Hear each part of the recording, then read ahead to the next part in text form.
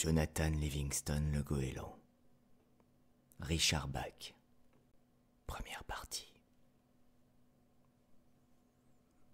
C'était le matin, et l'or d'un soleil tout neuf tremblait sur les rides d'une mer paisible.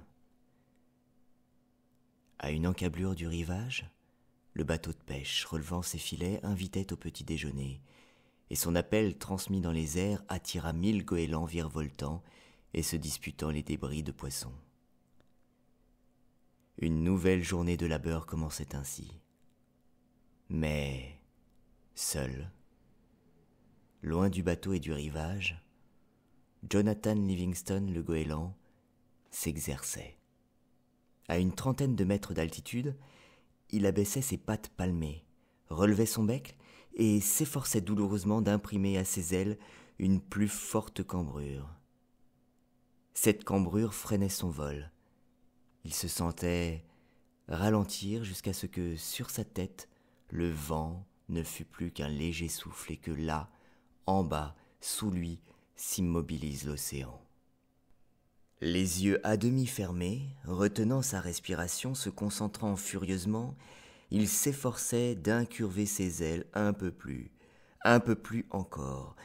Puis la perte de vitesse ébouriffait ses plumes, il décrochait et tombait. Les goélands, nous le savons tous, n'ont jamais la moindre défaillance en vol. Ils ne connaissent pas la perte de vitesse. Tomber des airs, toute sustentation enfuie, c'est pour eux la honte, c'est pour eux le déshonneur. Mais Jonathan Livingston le goéland, sans la moindre vergogne, tordant à nouveau ses ailes, les cambrait en frémissant, ralentissant pour s'effondrer encore en perte de vitesse. Jonathan Livingston le goéland n'était certes pas un oiseau ordinaire. La plupart des goélands ne se soucient d'apprendre, en fait de techniques de vol, que les rudiments, c'est-à-dire le moyen de quitter le rivage pour quêter leur pâture, puis de revenir s'y poser. Pour la majorité des goélands, ce n'est pas voler mais manger qui importe. Pour ce goéland-là, cependant, l'important n'était pas de manger, mais de voler. Jonathan Livingston le goéland aimait à voler par-dessus tout. Cette façon d'envisager les choses, il ne devait pas tarder à s'en apercevoir à ses dépens, n'est pas la bonne pour être populaire parmi les autres oiseaux du clan. Ses parents eux-mêmes étaient consternés de voir Jonathan passer des journées entières, solitaires, à effectuer des centaines de planées à basse altitude, à expérimenter toujours. Ils se demandaient pourquoi.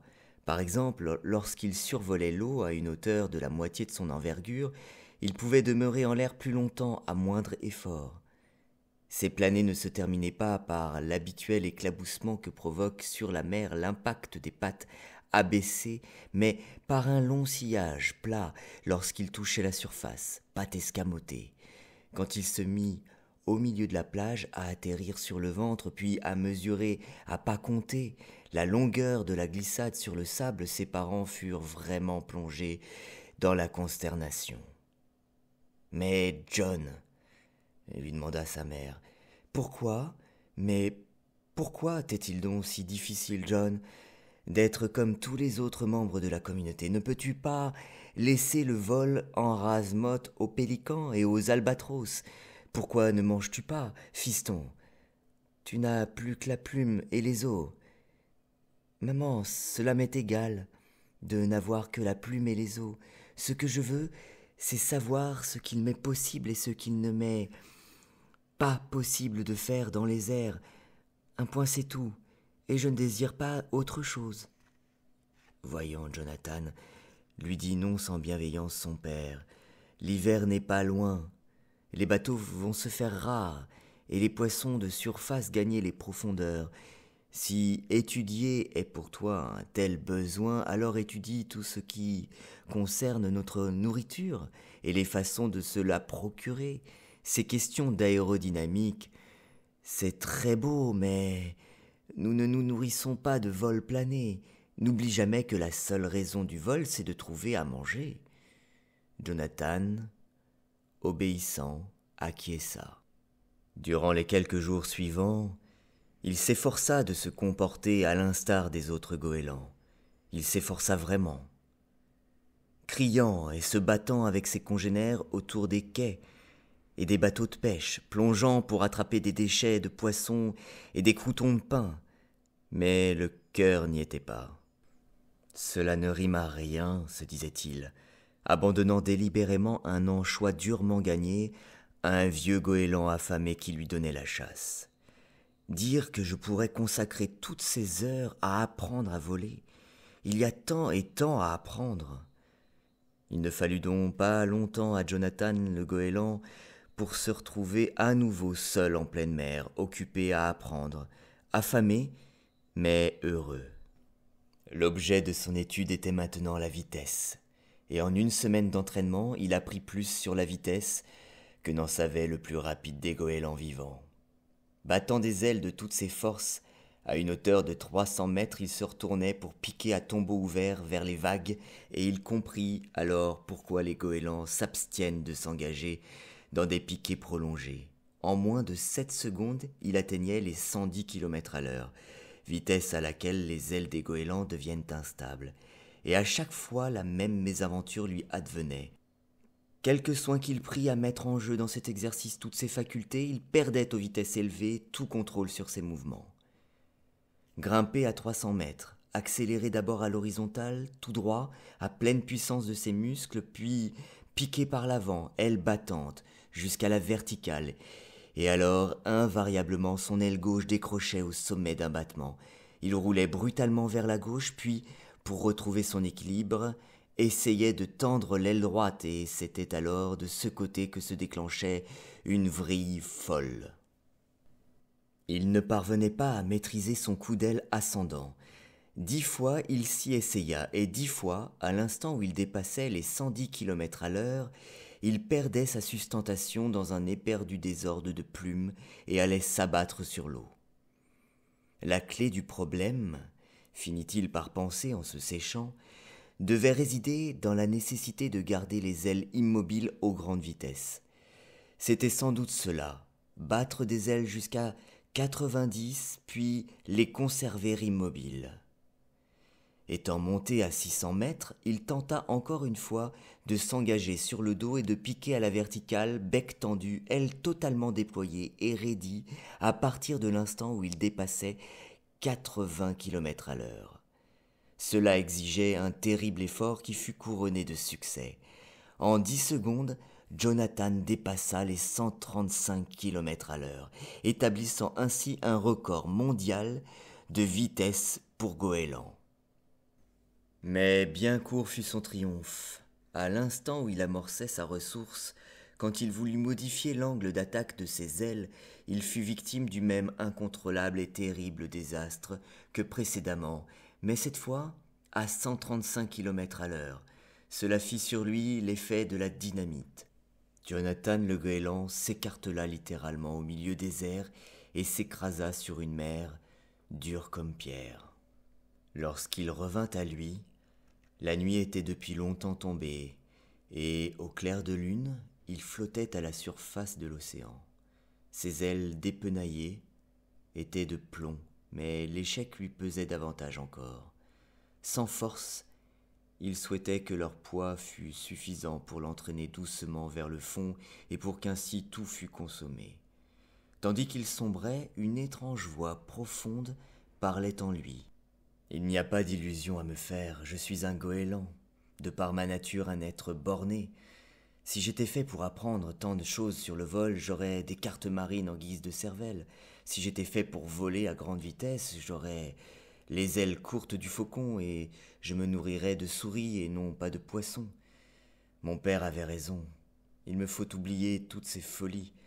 Je dois à tire-d'aile revenir chez moi, vers ceux de ma race et me contenter d'être ce que je suis, c'est-à-dire un pauvre goéland borné. » La voix se tut, et Jonathan approuva. La place d'un goéland, la nuit, est sur le rivage, et il jura que désormais il serait un goéland comme les autres. Tout le monde s'en trouverait mieux d'ailleurs. Péniblement, il parvint à décoller de l'eau noire, et il se dirigea vers la terre. Bien heureux alors de ce qu'il avait appris sur l'art d'économiser ses forces en planant à basse altitude. Eh bien oui, pensa-t-il, j'en ai assez de tout ce que j'ai appris. Je suis un goéland comme tous les autres goélands et je me contenterai de voler comme vole n'importe lequel d'entre eux.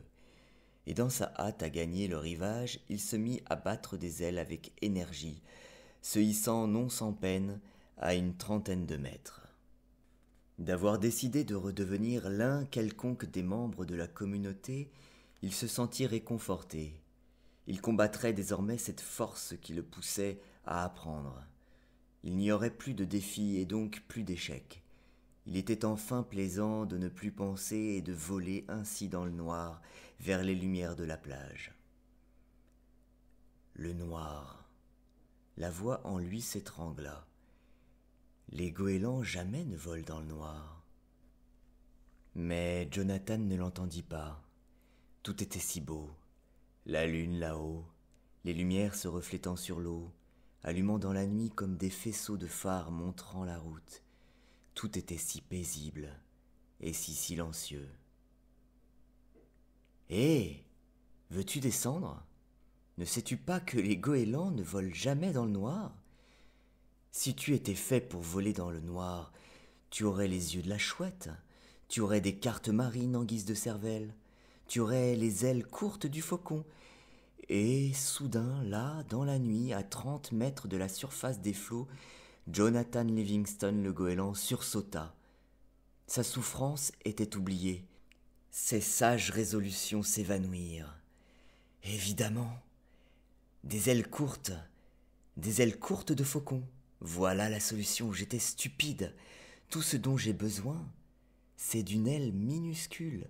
Tout ce qu'il me faut faire, c'est replier la plus grande partie de mes ailes et ne voler qu'avec l'aide des seules extrémités. Des ailes courtes. Il se hissa derechef à 600 mètres au-dessus de l'océan sombre et sans se laisser arrêter un seul instant par l'éventualité d'un échec ou même de la mort, il plaqua, serré contre son corps la partie antérieure de ses ailes, n'opposant à l'air que la mince lame de ses rémiges, et piqua à la verticale vers les flots. Le mugissement du vent devint monstrueux dans ses oreilles. 105, 145, 180 km à l'heure, et toujours plus vite. La poussée du vent sur ses plans à 200 km à l'heure était maintenant bien moindre qu'elle ne l'avait été à 105. Une minime torsion de leur extrémité lui permit de redresser à l'horizontale, volant au ras des vagues tel un gris boulet de canon sous la clarté de la lune. Les paupières presque closes, les yeux réduits à 2 fentes pour se protéger du vent, il se réjouit. 200 km à l'heure. Et tout bien contrôlé. Alors si je pique de 1500 mètres au lieu de 600, je me demande quelle allure. Ces promesses d'un instant étaient oubliées, balayées par le grand vent de la vitesse. Il n'éprouvait aucun remords à se renier. De telles promesses étaient bonnes pour les goélands qui se contentent de la médiocrité. Lui, qui a frôlé, qui a entrevu la perfection, peut se dispenser de les tenir. Quand le jour se leva, Jonathan le goéland s'entraînait encore. Vu des 1500 mètres d'altitude, où il évoluait, les barques de pêche n'étaient que des copeaux de bois posés sur l'eau, plate et bleue, et le vol des goélands en quête du petit déjeuner qu'un tourbillon de poussière dans un rayon de soleil. Il vivait, frémissant de bonheur, fier de dominer sa peur. Alors, sans autre forme de procès, il plaqua encore une fois contre lui la partie antérieure de ses ailes, déploya ses courtes et tranchantes extrémités de voilure et piqua droit vers la mer. À l'instant où il dépassait en chute libre les 1200 mètres, il avait déjà atteint sa vitesse limite, le vent devenant alors une sorte de mur contre lequel il butait. Il fonçait à 360 km à l'heure. Il avala sa salive, sachant que si ses ailes se dépliaient à pareille vitesse, il éclaterait en 1000 petits morceaux de goéland. Mais la vitesse, c'était la puissance, et la vitesse était joie, et la vitesse était beauté pure. À 300 mètres au-dessus du niveau de la mer, il amorça sa ressource. Ses bouts de plan vibrèrent, sonores, dans le vent formidable, tandis que le bateau et la volée de goélands basculaient, se ruant vers lui à la vitesse des météores, dans l'axe de sa trajectoire. Il ne pouvait plus freiner. Il ne savait même pas comment virer à pareille vitesse. Une collision et ce serait la mort sans phrase. Il ferma les yeux. C'est ainsi que ce matin-là, tout juste après le lever du soleil, Jonathan Livingston le goéland fonça, les yeux fermés à la vitesse de 380 km/h, les plumes sifflant au vent, au beau milieu du vol de la tribu en quête du petit déjeuner.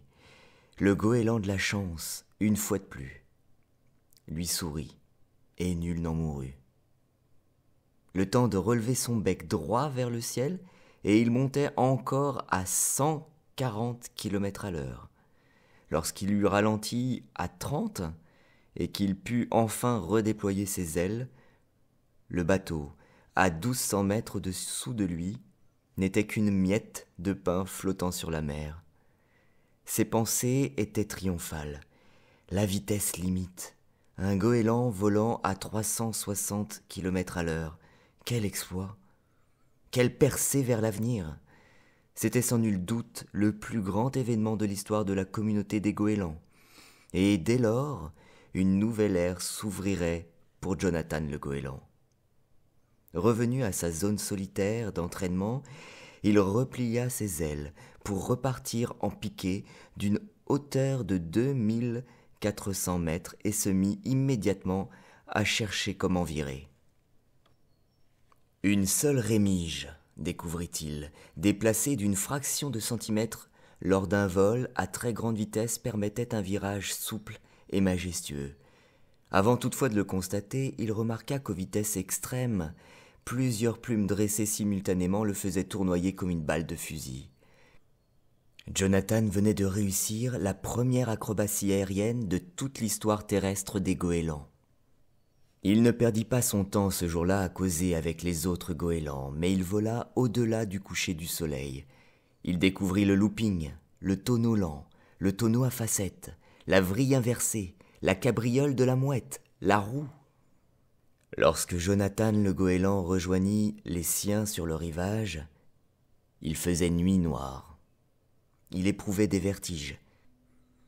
Et il était terriblement las. Malgré cela, dans sa joie, il effectua à l'atterrissage un dernier looping suivi d'un tonneau déclenché juste avant de se poser.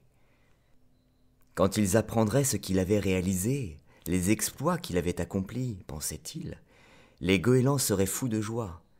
Combien désormais les perspectives de leur vie allaient s'étendre. Au lieu du terne labeur consistant à aller et venir entre les bateaux de pêche et le rivage, il allait y avoir pour eux une raison de vivre. Désormais, ils pourraient sortir de leur ignorance, se révéler des créatures pleines de noblesse, d'habileté et d'intelligence. Être libre, apprendre à voler, apprendre à voler. Les années à venir vrombissaient et rayonnaient de promesses.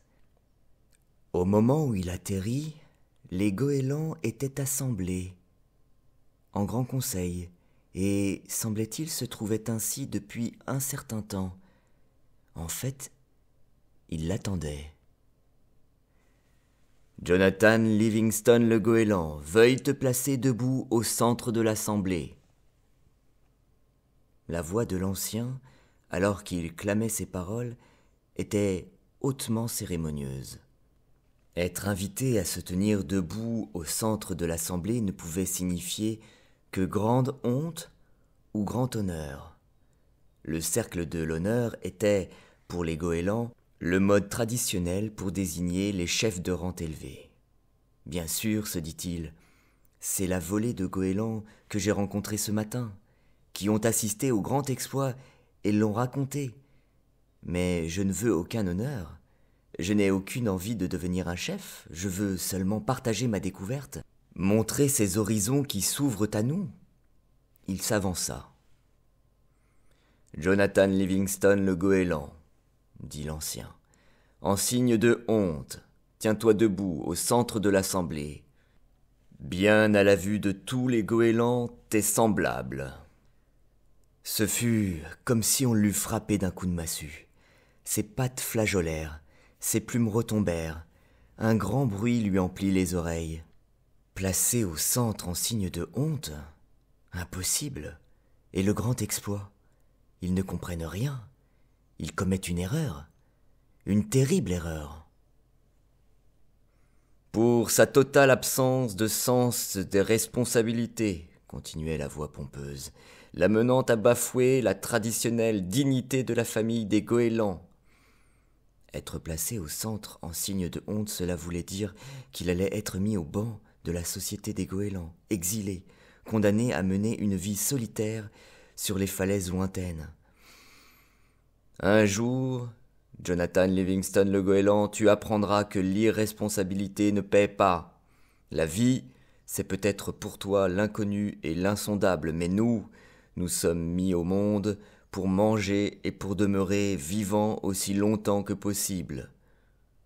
Un goéland jamais ne réplique au grand conseil. Pourtant, la voix de Jonathan s'éleva. « Irresponsabilité, mes frères » s'écria-t-il. « Qui donc est plus responsable que le goéland qui découvre un sens plus noble à la vie et poursuit un plus haut dessein que ceux qui l'ont précédé ? 1000 années durant, nous avons joué des ailes et du bec pour ramasser des têtes de poisson, mais désormais, nous avons une raison de vivre, apprendre, découvrir, être libre. Offrez-moi seulement une chance de vous convaincre. Laissez-moi vous montrer ce que j'ai découvert. » Ce fut comme si Jonathan eût parlé à des pierres. « La fraternité est rompue » entonnèrent en chœur les goélands. Et unanimement, faisant solennellement la sourde oreille, ils tournèrent le dos à Jonathan. Jonathan le goéland s'en alla passer bien au-delà des falaises lointaines, solitaires, le reste de ses jours. Son unique chagrin, il ne le devait pas à la solitude, mais au fait que les autres goélands ne voulaient pas croire à la gloire du vol, au fait qu'ils se refusaient à ouvrir les yeux et à voir. Lui, il en savait chaque jour davantage. Il apprit qu'un piqué vertical à grande vitesse pouvait l'amener à découvrir les rares et savoureux poissons qui nagent à 3 mètres au-dessous de la surface de l'océan. Pour survivre, il n'avait plus besoin des bateaux de pêche et de leurs pains rassis. Il apprit à dormir dans les airs. Il prenait un cap à la tombée de la nuit, par le travers du vent de terre, et pouvait, entre le crépuscule et l'aube, parcourir quelques 150 kilomètres, sans se départir d'une complète maîtrise de soi. Il traversait en grimpant à tire-d'aile les épais brouillards marins, les survolait en des cieux baignés d'une éblouissante clarté, alors que tous les autres goélands restaient cloués au sol dans la brume et la pluie. Il apprit à se laisser porter par les vents ascendant bien loin vers l'intérieur des terres, où il pouvait se repaître de délicats insectes. Ce qu'il avait autrefois souhaité pour la communauté, il le conquérait maintenant pour lui seul.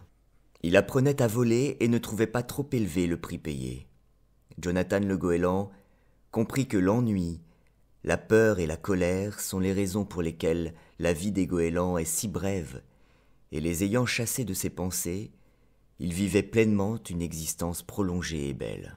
C'est un soir qu'ils arrivèrent, rencontrant Jonathan qui planait serein et solitaire dans son ciel bien-aimé. Les 2 goélands qui apparurent à toucher ses ailes étaient purs comme la lumière des étoiles, et l'aura qui émanait d'eux, dans l'air de la nuit profonde, était douce et amicale. Mais plus merveilleuse que tout au monde était la grâce avec laquelle ils volaient, leurs rémiges ramant avec précision et régularité à 3 centimètres des siennes. Sans mot dire, Jonathan voulut les éprouver. Et cette épreuve, aucun goéland ne l'avait jamais passée. Il cambra ses ailes, ralentissant jusqu'à la limite de la perte de vitesse. Les 2 oiseaux, radieux, ralentirent avec lui, en souplesse, ailes encastrées dans les siennes.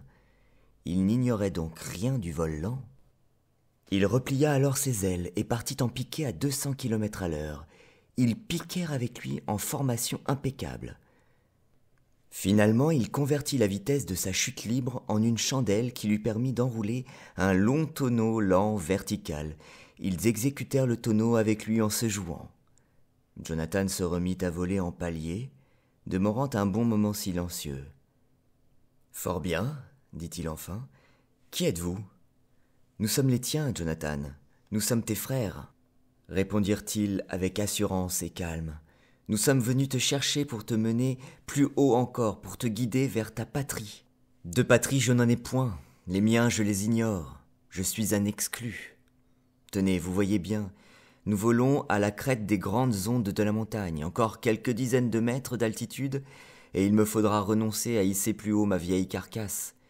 Mais non, Jonathan, tu peux t'élever davantage encore, car tu as voulu apprendre. Ton apprentissage élémentaire est terminé, et il est temps pour toi de passer à une autre école. Jonathan le goéland avait eu l'intuition toute sa vie durant qu'un jour elle s'illuminerait de cet instant unique. Oui, ils avaient raison. Il volerait ainsi plus haut encore, et le moment était bien venu pour lui d'aller vivre en sa vraie patrie. Longuement, il promena un ultime regard sur les cieux, sur cette magnifique terre argentée où il avait appris tant de choses. « Je suis prêt, dit-il enfin. Et Jonathan Livingston le goéland, accompagnant les deux goélands étoiles, s'enleva pour disparaître avec eux dans le ciel d'un noir absolu. Seconde partie. C'est donc cela, le paradis, pensa Jonathan, et il ne put s'empêcher de sourire intérieurement. Il était sans doute assez irrespectueux d'analyser le paradis au moment même où il y était conduit. Comme il s'élevait de la terre, montant dans les nuages, en formation serrée avec les deux oiseaux brillants, il constata que son propre corps devenait aussi radieux que les leurs. Et pourtant le jeune Jonathan le goéland, qui avait vécu derrière ses yeux dorés, était toujours présent, car seule son enveloppe extérieure changeait. Il se sentait toujours un vrai goéland, mais déjà il volait beaucoup mieux que son ancien corps n'avait jamais volé. Oui, pensa-t-il, je suis persuadé qu'avec un effort moindre, je pourrais doubler ma vitesse et accomplir des performances 2 fois supérieures à celles réalisées lors de mes plus beaux jours terrestres. Ses plumes étaient désormais d'une éclatante blancheur et ses ailes, lisses et parfaites comme des voiles d'argent poli. Heureux, il se mit à étudier leurs réactions afin d'en utiliser au mieux les forces nouvelles. À 380 km à l'heure, il sentit qu'il approchait de la vitesse maximale de son vol en palier. À 400, il estima qu'il était impossible d'aller plus vite. Il en fut un peu chagrin. Il y avait donc une limite à ce que son nouveau corps pouvait accomplir, et bien que son ancien record fût pulvérisé, il était tout de même une frontière qu'il ne ferait reculer que moyennant un grand effort. C'est injuste, pensa-t-il. Il ne devrait pas y avoir de telles limites au paradis. Les nuages s'entr'ouvrirent. Les goélands qui l'escortaient lui crièrent « Bon atterrissage, Jonathan !» et s'évanouirent dans l'espace. Il vit qu'il survolait la mer vers un rivage tourmenté. Une poignée de goélands s'y exerçait à utiliser les courants ascendants engendrés par les falaises. Bien loin, au nord, à la limite de l'horizon, quelques autres de ses congénères volaient. Spectacle nouveau, nouvelle pensée. Les questions se pressaient dans sa tête. Pourquoi ces goélands étaient-ils en si petit nombre alors que le ciel eût dû en être rempli? Et pourquoi suis-je tout à coup si las? Comment m'imaginer que les goélands au paradis puissent être là, ou avoir envie de dormir? Où avait-il entendu cela? Les souvenirs de la vie qu'il avait menée sur terre se détachaient de lui par lambeaux. La terre avait été un lieu où il avait beaucoup appris. Bien sûr, mais les détails s'en effaçaient. Il y était question vaguement d'oiseaux se disputant leur pâture et aussi de sa condition d'exclu. Des goélands au nombre d'une douzaine qui se trouvaient près du rivage vinrent à sa rencontre. Sans que nul d'entre eux ne dît mot, il comprit qu'il était le bienvenu et qu'il était désormais chez lui. Cela avait été une bien longue journée, une journée dont déjà il oubliait l'aurore. Il vira pour atterrir sur la plage, battant des ailes afin de demeurer stationnaire à 3 centimètres du sol, se laissant choir ensuite légèrement sur le sable. Les autres goélands se posèrent eux aussi, mais sans qu'aucun n'agitât la moindre plume. Ailes brillantes déployées, ils se laissaient porter par le vent, puis cambraient leurs peines et s'immobilisaient à l'instant même où leurs pattes touchaient le sol. C'était étonnant d'assurance, mais pour l'instant Jonathan, muet, trop las pour essayer de les imiter, dormait déjà paisiblement sur la plage. Dans les jours qui suivirent, Jonathan comprit qu'il y avait encore autant à apprendre sur le vol en ces lieux que dans l'existence dont il avait pris congé. Avec toutefois une différence, les goélands d'ici partageaient sa façon de penser. Pour chacun d'eux, l'important était de voler et d'atteindre la perfection dans ce qu'ils aimaient le plus voler.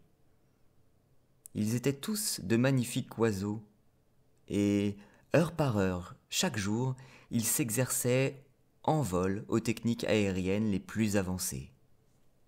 Longtemps Jonathan oublia le monde d'où il était venu, où les siens vivaient, aveugles aux joies du vol, ne se servant de leurs ailes qu'aux fins de trouver et de se disputer la nourriture. Puis, un jour, les souvenirs remontèrent un court instant à sa mémoire. Ce fut un matin où il était parti avec son moniteur, cependant qu'ils faisaient tous deux, elle repliait une pause sur la plage après une séance de tonneaux déclenchée. « Sullivan, que sont-ils devenus ?» interrogea-t-il silencieusement, habitué désormais à la facile télépathie qui pour eux remplaçait les sons rauques et criards des goélands terrestres. « Pourquoi ne sommes-nous pas ici plus nombreux ? Dans l'univers d'où je viens, ils étaient des milliers et des milliers de goélands, je le sais. » Sullivan hocha la tête. « La seule réponse que je puisse te faire, Jonathan, c'est que je n'ai jamais, sur 1 million d'oiseaux, rencontré un seul semblable à toi. Pour la plupart, nous progressons si lentement.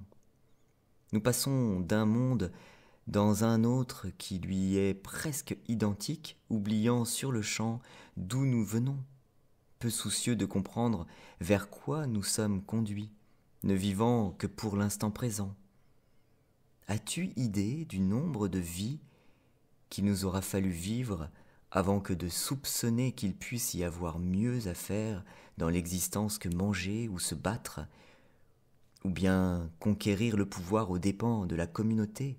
1000 vies, John, 10 000, et 100 autres vies ensuite avant que nous ne commencions à comprendre qu'il existe une chose qui se nomme perfection, et 100 autres encore pour admettre que notre seule raison de vivre est de dégager cette perfection et de la proclamer.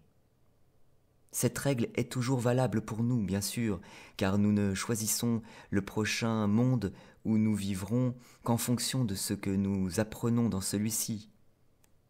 N'apprenons rien et le prochain monde sera identique, avec les mêmes poids morts à soulever, les mêmes interdits à combattre.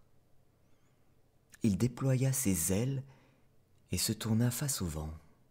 Mais toi, John, tu en as tant appris, en une seule vie, que tu n'as pas eu à voyager au travers de 1000 vies avant d'atteindre celle-ci.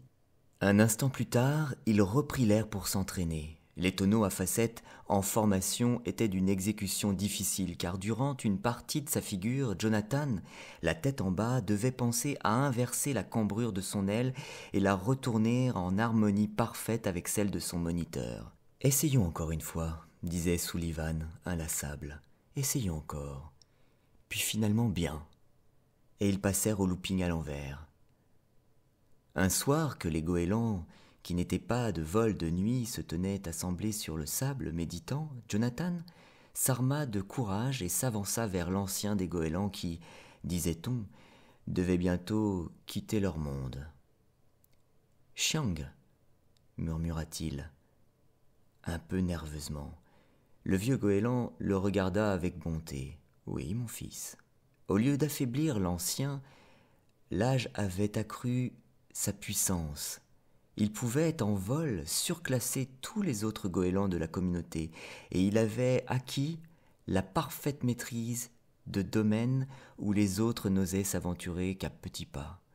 Chiang, n'est-il pas vrai que ce monde-ci n'a rien à voir avec le paradis, la lune éclaira le sourire de l'ancien. « Ah, tu as découvert cela tout seul, Jonathan le goéland ? » ?»« Je le crois, mais alors quoi ?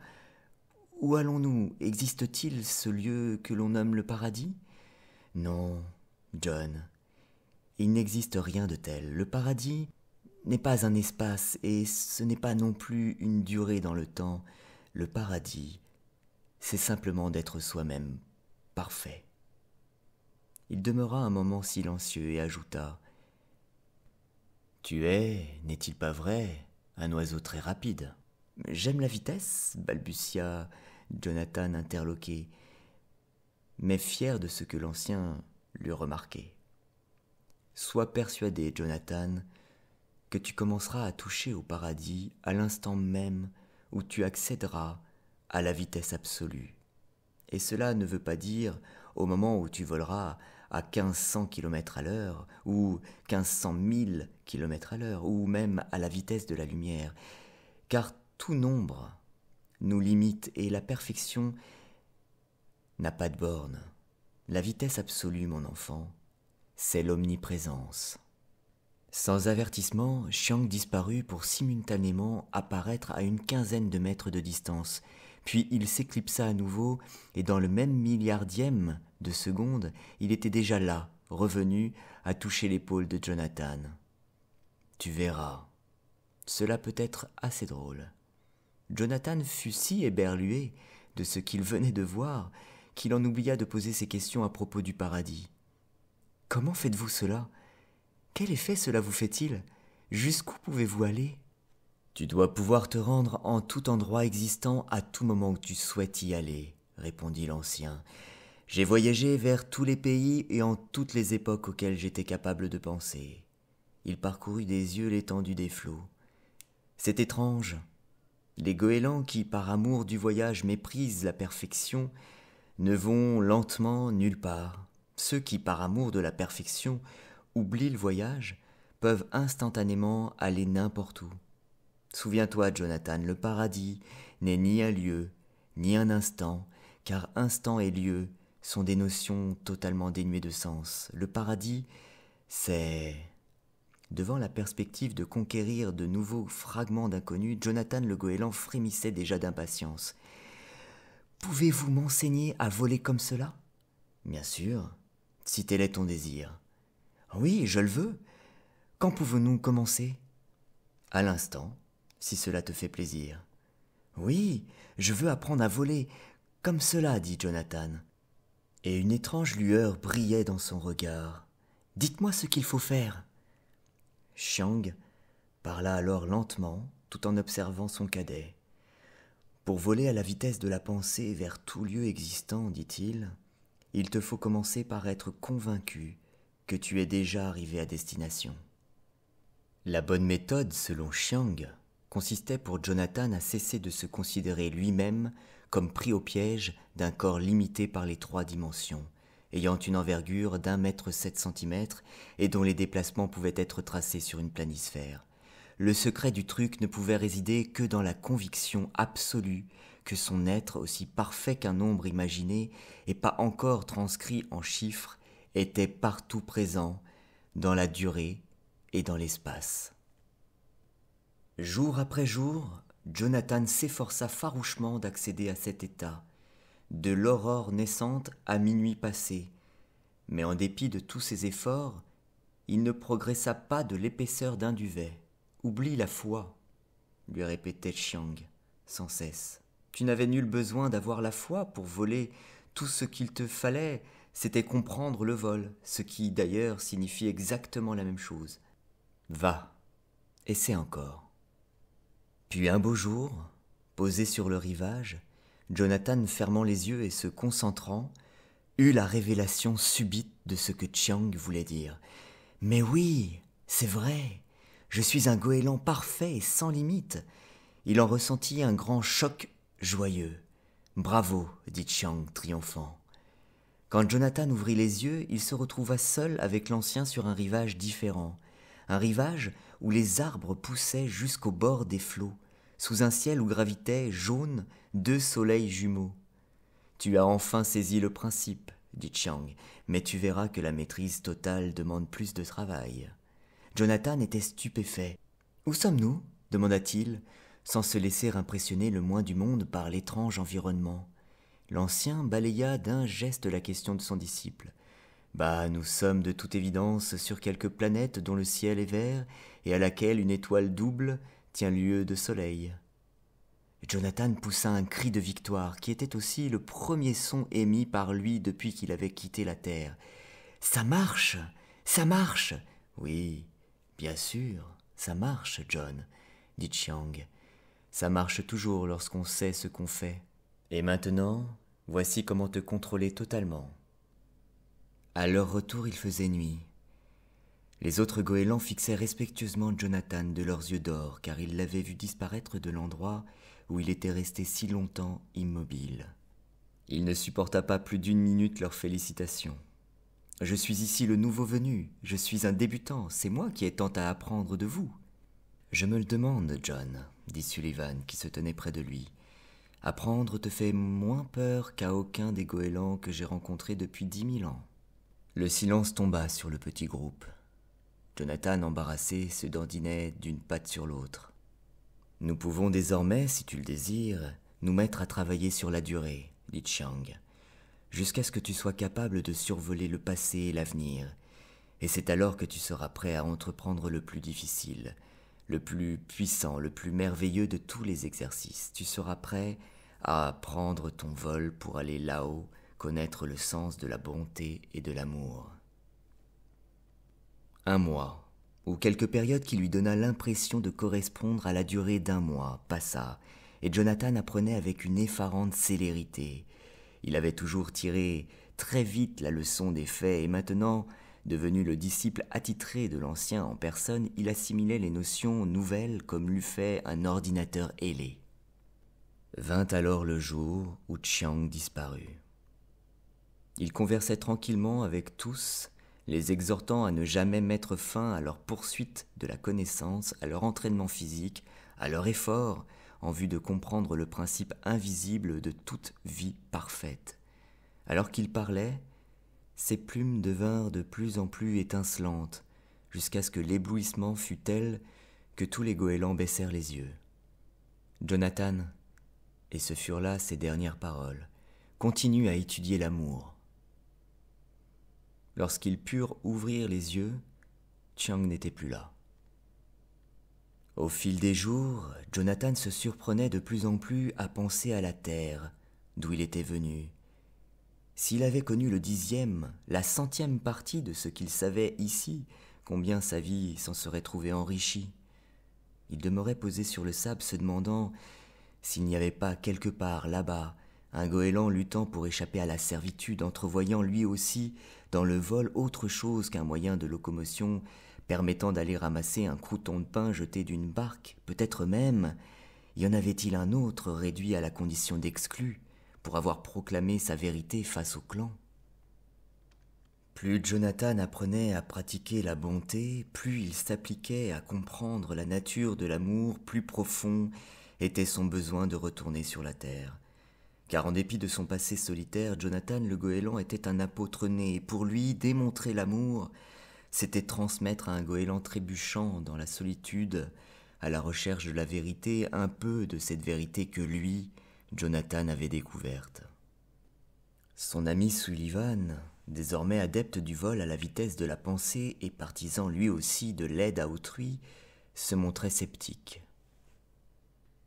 « John, tu as été jadis banni, pourquoi crois-tu que l'un quelconque des goélands que tu as autrefois connu t'écouterait à présent ? Tu connais le proverbe, et il est véridique, le goéland voit le plus loin qui vole le plus haut. Les goélands du pays d'où tu viens restent accrochés au sol, à pousser des cris rauques et à se battre entre eux.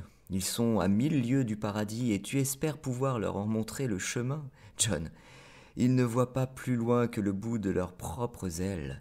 Reste avec nous, aide nos petits nouveaux. Ils sont les seuls goélands à planer assez haut pour comprendre ce que tu as à leur dire. » Il se tut un instant avant d'ajouter « Qu'aurais-tu dit si Chiang s'en était retourné vers ses anciens mondes à lui ? Où en serais-tu aujourd'hui » Cet ultime argument porta. Sullivan avait raison. Le goéland voit le plus loin qui vole le plus haut. Jonathan demeura donc à travailler avec les oiseaux nouveaux venus, tous très intelligents et prompts à assimiler l'enseignement qu'il leur dispensait. Mais la nostalgie qu'il avait éprouvée lui revenait souvent, et il ne pouvait s'empêcher de songer qu'il y avait peut-être là-bas, sur la terre, un ou deux goélands capables eux aussi d'apprendre. Combien plus savant eût-il été à présent si Chiang était venu à lui le jour même de son bannissement. « Souli, je dois m'en retourner », finit-il par dire un jour. « Tes élèves font merveille, ils peuvent t'aider à perfectionner les nouveaux venus. » Sullivan soupira, mais s'abstint de discuter. « Je crois, Jonathan, que tu me manqueras. »« Sully, n'as-tu pas honte ?» lui reprocha amicalement Jonathan. « Soyons sérieux. Qu'essayons-nous d'atteindre chaque jour ? Si notre amitié ne dépend que de notions telles que l'espace et le temps, alors, quand finalement nous aurons transcendé l'espace et le temps, notre fraternelle amitié sera détruite. Si c'est ainsi que nous concevons l'espace, tout en nous sera limité. Si nous concevons ainsi le temps, seul nous restera l'instant présent. N'es-tu pas convaincu que nous pourrons nous rencontrer quand même une fois ou deux dans le temps et dans l'espace ? Sullivan le goéland ne put s'empêcher de rire. « Fol oiseau que tu es, fit-il gentiment. Si quelqu'un s'avère un jour capable de montrer à un oiseau posé sur le sol comment voir à 1500 mètres, ce sera Jonathan Livingston le goéland. » Il baissa les yeux vers le sable. « Au revoir, John. Au revoir, mon ami. Au revoir, Sully.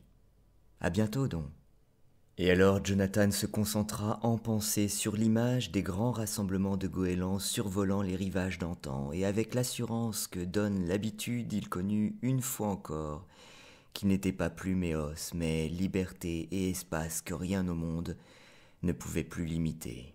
Fletcher Lind, le goéland, était très jeune encore et convaincu qu'aucun oiseau n'avait jamais été traité aussi durement que lui ou avec autant d'injustice par aucune communauté. « Peu m'importe ce qu'ils disent, » pensait-il, farouche, et sa vue se brouillait de larmes pendant qu'il volait vers les falaises lointaines. « Le vol, c'est tellement autre chose que de sautiller d'un point à un autre en battant des ailes. Peuh, un moustique peut le faire. Un seul petit tonneau bien barriqué autour d'un ancien pour rire un brin, et me voilà réduit à la condition d'exclus. Sont-ils aveugles ? Sont-ils incapables de penser à la gloire que ce serait pour nous que d'apprendre vraiment à voler ? Je n'en ai cure de ce qu'ils pensent. Je leur montrerai ce que c'est que voler. Je serai un vrai hors-la-loi, si c'est cela ce qu'ils cherchent, et je leur ferai regretter. » C'est alors que la voix s'insinua en lui, et bien qu'elle fût très douce, elle le fit sursauter si violemment qu'il perdit l'équilibre. « Ne les juge pas trop sévèrement, Fletcher le goéland. En te rejetant, les autres goélands n'ont fait de tort qu'à eux-mêmes. Et un jour, ils le comprendront. Et un jour, ils verront ce que tu vois. Pardonne-leur et aide-les à y parvenir. » À 2 centimètres de son bout de plan droit volait le plus étincelant de tous les goélands blancs du monde. Il glissait dans les airs sans effort apparent, sans mouvoir une seule plume, avec une vitesse proche de la vitesse limite de Fletcher. Il y eut chez le jeune oiseau un instant de stupeur totale. Que se passe-t-il ? Que se passe-t-il ? Suis-je fou ? Suis-je mort ? Et que vois-je ? Basse et calme, dans sa pensée en quête d'une réponse. La voix interrogea. « Fletcher Lind le goéland, veux-tu voler ? » ?»« Oui, je veux voler. »« Fletcher Lind le goéland, veux-tu voler au point d'oublier les tiens et apprendre, puis revenir un jour vers eux, les aider ?» Aussi blessé dans son orgueil que fut Fletcher le goéland, il ne pouvait mentir à cet être magnifique. « Oui, je le veux, » murmura-t-il. Alors Fletcher, lui dit l'être éblouissant dont la voix était empreinte de bonté, commençons par le vol en palier. 3e partie. Jonathan, attentif, décrivant des cercles, survolait lentement les falaises lointaines, En tant qu'élève, ce rude gaillard de Fletcher approchait de très près l'idéal. Il était puissant et léger, il volait vite, mais mieux encore, il avait le feu sacré. En cette minute même, il arrivait, forme ronflante, grise et floue, frôlant son moniteur à 220 km à l'heure. Ensuite, sans ralentir, il s'arrachait au piquet pour tenter de tourner un tonneau lent, vertical, à 16 facettes, tout en les comptant à haute voix. 8, 9, 10. Vous voyez, Jonathan, aïe, je n'ai plus de vitesse. 11, ah, je voudrais bien arriver à faire de bons arrêts bien nets pareils aux vôtres. 12, sacrebleu, j'y arriverai pas. 13, oh, ces 3 dernières facettes. 14, ah. Le décrochage en coup de fouet au fait de sa trajectoire ascendante mit le comble à sa rage d'avoir échoué. Il culbuta à la renverse, tomba, repartit brutalement en vrille sur le dos et, haletant, finit par reprendre le contrôle de la situation à une trentaine de mètres au-dessous du niveau du maître. « Vous perdez votre temps avec moi, Jonathan. Je suis trop borné, je suis trop stupide. J'essaie, mais je ne réussirai jamais. » Jonathan hocha la tête, en abaissant vers lui son regard. « Une chose est en tout cas certaine.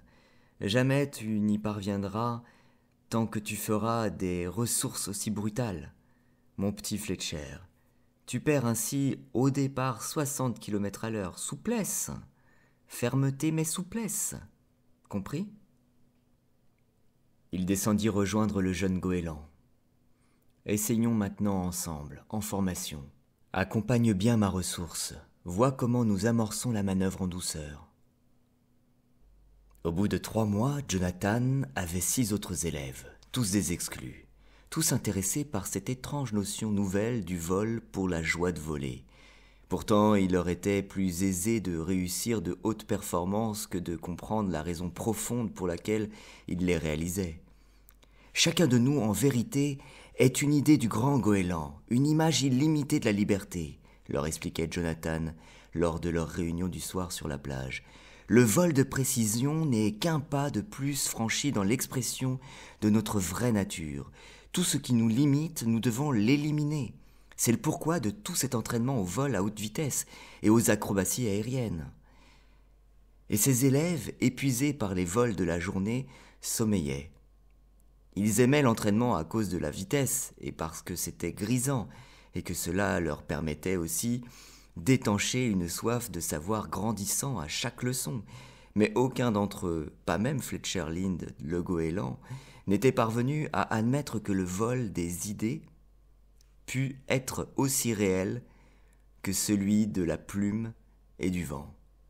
« Votre corps, d'une extrémité d'aile à l'autre, disait parfois Jonathan, n'existe que dans votre pensée, qui lui donne une forme palpable. Brisez les chaînes de vos pensées, et vous briserez aussi les chaînes qui retiennent votre corps prisonnier. » Mais quelle que fût sa façon de leur dire, ce n'était pour eux que l'expression de quelques plaisantes constructions de l'esprit, et le besoin de dormir prenait vite le dessus. À peine un mois passé, Jonathan leur fit savoir que le moment était venu de s'en retourner tous vers le clan. « Nous ne sommes pas prêts, objecta Henry Calvin le goéland. « Nous serons mal reçus. Nous sommes des exclus. Comment pouvons-nous aller là où nous ne sommes pas les bienvenus ? Nous sommes libres d'aller où bon nous semble et d'être ce que nous sommes, » répondit Jonathan, en décollant du sable et mettant le cap à l'est vers les territoires du clan. Une brève angoisse étreignit ses élèves, car selon la loi du clan, un exclu ne doit jamais revenir au sein du groupe, et jamais, en 10 000 ans, cette loi n'avait été transgressée. La loi leur ordonnait de rester. Jonathan leur disait d'aller avec lui là-bas. Ils volaient déjà à 1500 mètres du rivage. S'ils hésitaient plus longtemps à le suivre, il allait devoir affronter seul une communauté hostile. « Ma foi, après tout, si nous n'appartenons pas à la communauté, pourquoi obéir à sa loi ?» dit Fletcher embarrassé. « En outre, s'il y a bataille, nous serons plus utiles là-bas qu'ici. » Ils arrivèrent donc de l'ouest ce matin-là, formés en double losange de parade. Rémige encastré, à 200 km à l'heure, ils survolèrent la plage du conseil du clan. Jonathan en tête, Fletcher à son aile droite, Henry Calvin luttant crânement pour maintenir sa position à gauche. Puis toute la formation passa lentement sur le dos, par la droite, comme un seul et unique oiseau, puis redressa, puis roula une seconde fois, puis à nouveau revint en palier, tandis que le vent les fouettait tous. Le passage de la formation trancha aussi net qu'un couteau géant les couacs et les cris rauques de la vie quotidienne communautaire, et 4000 perdus écarquillés de goélands se mirent à les observer. Un à un, chacun des 8 intrus décrivit un looping serré qui s'acheva en fin de boucle sur le sable par un atterrissage de précision, pattes tendues, parfaitement amorties. Puis, comme si ce genre d'exercice appartenait à la routine, Jonathan le goéland entreprit la critique du vol effectué. « Tout d'abord, dit-il avec un sourire narquois, vous avez tous un peu ramé au rassemblement. » La nouvelle se répandit dans la communauté comme une traînée de poudre. « Ces oiseaux sont des exclus, et ils sont revenus, et cela est impensable !» Les prophéties de Fletcher, l'éventualité d'un affrontement s'évanouirent dans la confusion générale du clan. « Oui, d'accord, ce sont des exclus, dirent certains parmi les goélands les plus jeunes. Mais alors, où ont-ils appris à voler comme cela ?» Le message de l'ancien mit près d'1 heure à faire le tour de la communauté. « Ignorez-les. Tout goéland qui parlera à un exclu sera exclu lui-même. Tout goéland qui regardera un exclu sera en infraction avec la loi du clan. » Désormais, Jonathan ne vit plus que des dos gris tournés vers lui, mais ne parut pas les remarquer. Il tint ses séances d'entraînement juste au-dessus de la plage du conseil, et pour la première fois poussa ses élèves jusqu'à la limite de leurs possibilités et même au-delà. « Martin le goéland !» s'écria-t-il à travers l'espace. « Tu prétends savoir ce qu'est le vol lent. Eh bien, tu ne sais rien du tout, tant que tu ne m'as pas prouvé le contraire. Vole !» C'est ainsi que le petit Martin William le goéland, piqué au vif par les sarcasmes de son maître, s'étonnant lui-même, devint le magicien du vol lent. Dans la brise la plus légère, il parvenait à incurver ses rémiges de façon à s'élever sans un seul battement d'aile, du sable au nuage, puis à revenir à son point de départ. Charles Roland le goéland se fit porter par les ondes du grand vent de la montagne à plus de 7000 mètres d'altitude, et, bleui par le froid de l'air raréfié, redescendit, éberlué et ravi, résolu à monter plus haut encore le lendemain. De même Fletcher le goéland, qui plus que tout autre aimait la voltige, réussit son tonneau vertical à 16 facettes et le jour suivant le couronna d'un triple déclenché vertical, ses plumes blanches étincelantes aux rayons du soleil au-dessus d'une plage d'où plus d'un œil furtif l'observait. À toute heure, Jonathan, démontrant, suggérant, insistant, guidant, était là, aux côtés de chacun de ses élèves. Il volait avec eux, de nuit, dans les nuages, dans la tempête, pour l'amour de l'art, tandis que les membres du clan croupissaient misérablement au sol. Quand le vol était terminé, les élèves se détendaient sur le sable et, avec le temps, écoutaient désormais Jonathan plus attentivement. Il énonçait bien encore quelques idées folles qu'ils ne parvenaient pas à saisir, mais aussi quelques-unes excellentes qui étaient à leur portée. Petit à petit, la nuit, un second cercle commença à se former autour de celui des élèves. Un cercle de goélands curieux, attentifs, debout dans l'obscurité des heures durant, ne souhaitant ni se voir les uns les autres, ni être vus, s'éclipsant avant l'aube. Ce fut 1 mois, après le grand retour, que le premier goéland du clan passa la ligne de démarcation pour demander à apprendre à voler. Par ce geste, Terence Lovell le goéland devint un oiseau condamné, portant le stigmate des exclus, et de surcroît, le 8e élève de Jonathan. La nuit suivante, ce fut Kirk Ménard le goéland qui arriva du clan, boitillant, traînant son aile gauche sur le sable. Il s'effondra aux pieds de Jonathan. « Aidez-moi, dit-il très bas, d'une voix agonisante.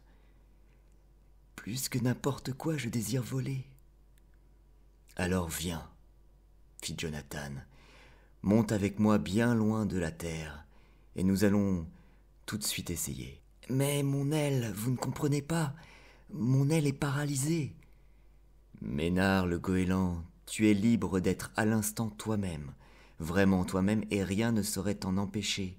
Ainsi dit la loi du grand goéland, qui est fondamentale. Vous voulez dire que je suis capable de voler quand même? Je dis que tu es libre.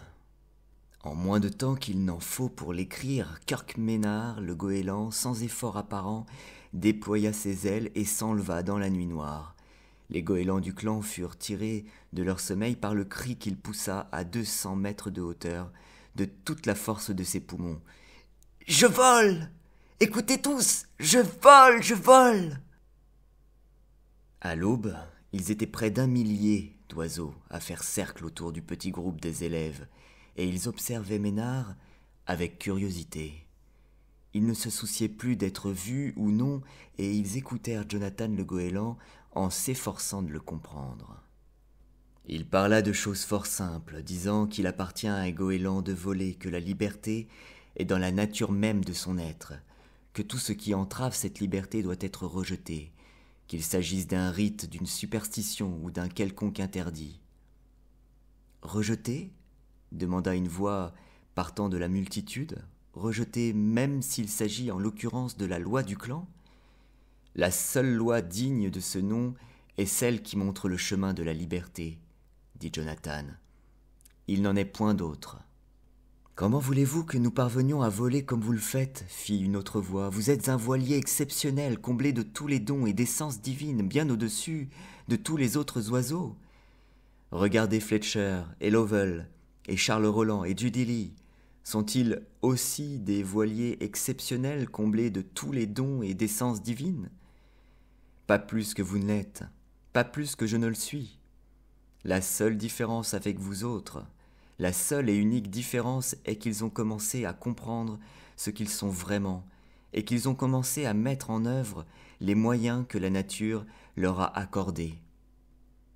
À l'exception de Fletcher, les élèves de Jonathan se sentaient mal à l'aise car ils n'avaient pas encore bien compris que c'était là ce qu'ils faisaient eux-mêmes.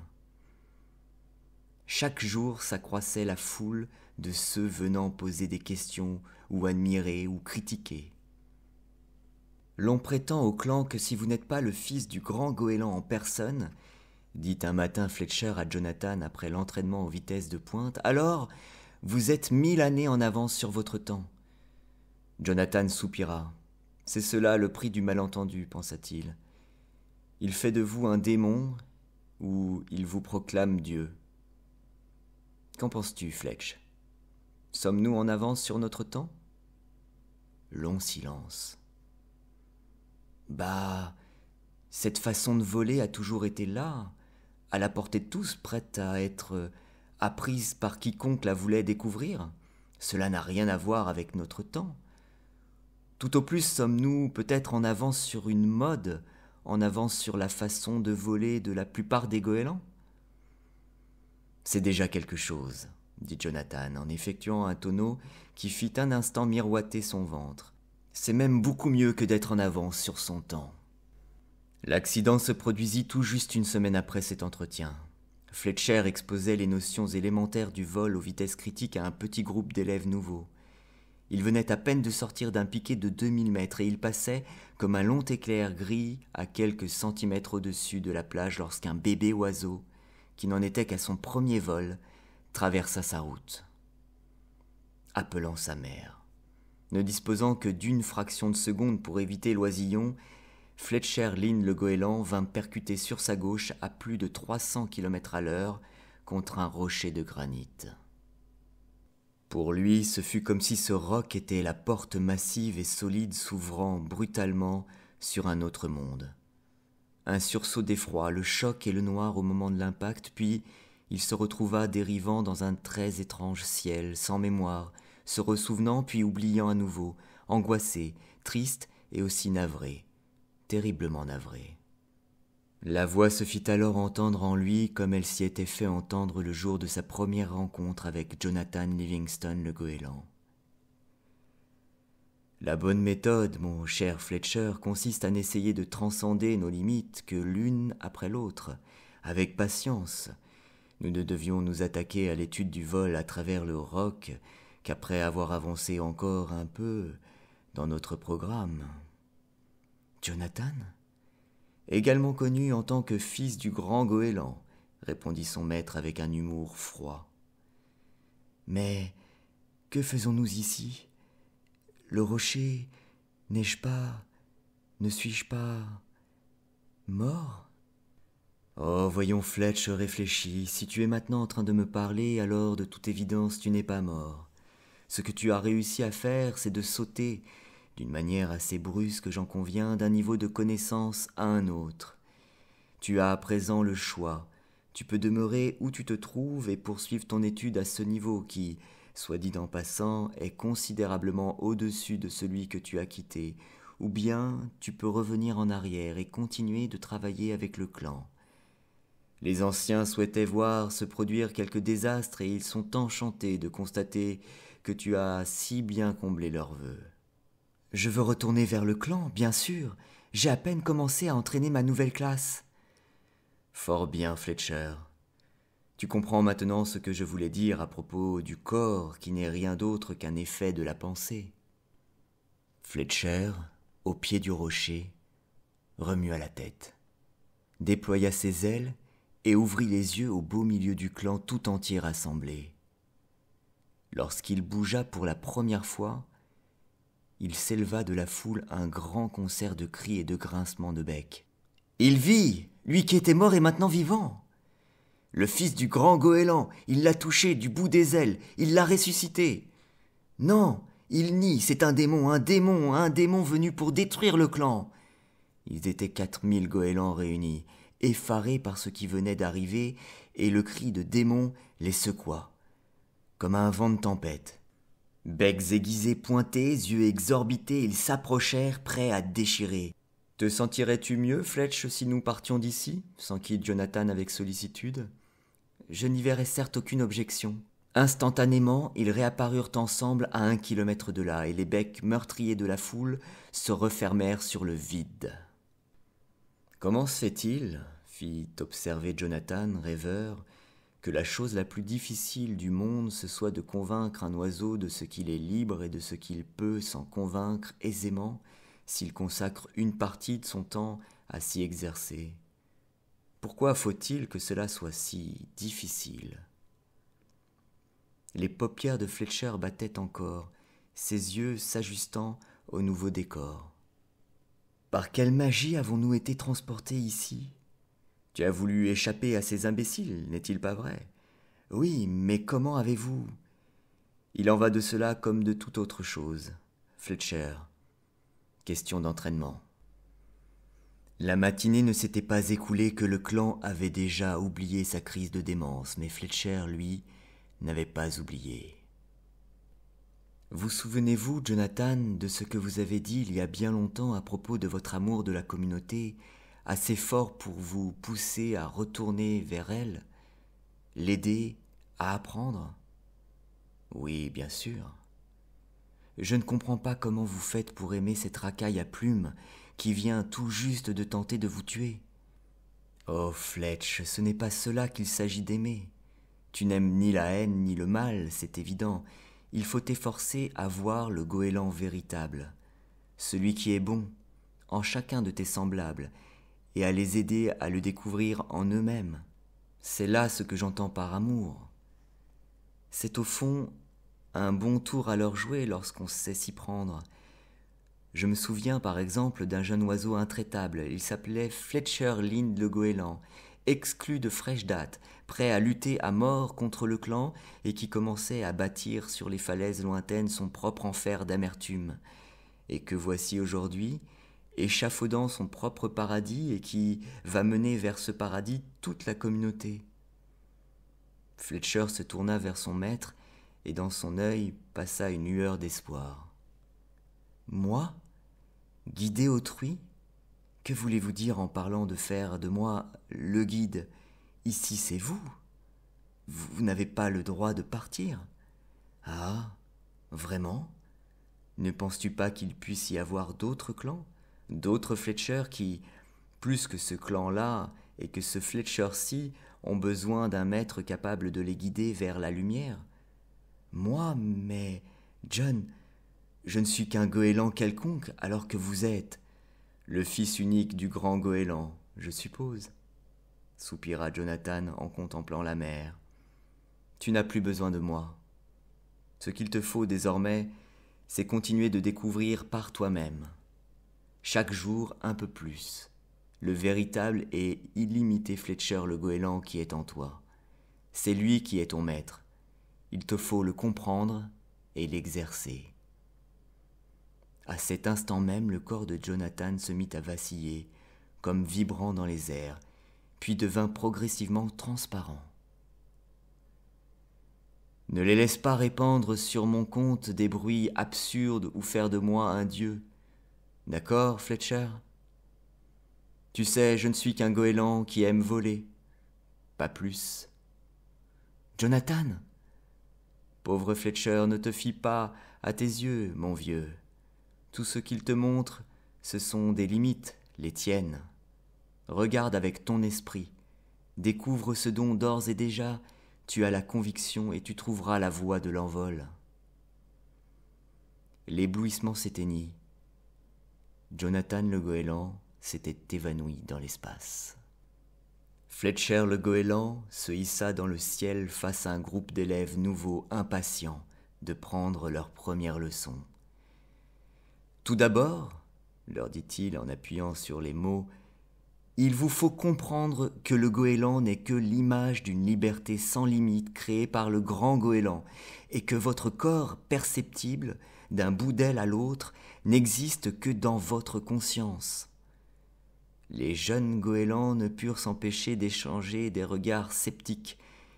Et bien alors, pensait-il, cela ne ressemble guère à un exposé sur les règles à observer pour réussir un looping. Fletcher comprit, soupira et reprit. Ah, fort bien, dit-il en les observant d'un œil critique. Commençons par le vol à l'horizontale. Et en disant ces mots, il comprit soudain toute l'honnêteté de son ami lorsqu'il se défendait de n'être pas plus d'essence divine que lui, Fletcher, ne l'était. Sans limite, Jonathan, pensa-t-il. Le temps alors n'est pas très éloigné où je vais pouvoir apparaître dans l'air impalpable de ta plage à toi et te sortir à propos de voltige un ou deux bons petits tours de mon sac. Et encore qu'il s'efforça de se donner l'air sévère qu'il convient à un moniteur de prendre en présence d'élèves, Fletcher le goéland les vit tout à coup, l'espace d'un instant, tels qu'ils étaient, et ce ne fut point de l'affection, mais un amour profond qu'il ressentit pour eux. « Tu as raison, Jonathan. Il n'y a pas de limite, » se dit-il avec le sourire. C'est ainsi que Fletcher s'engagea sur la route qui menait à la sagesse.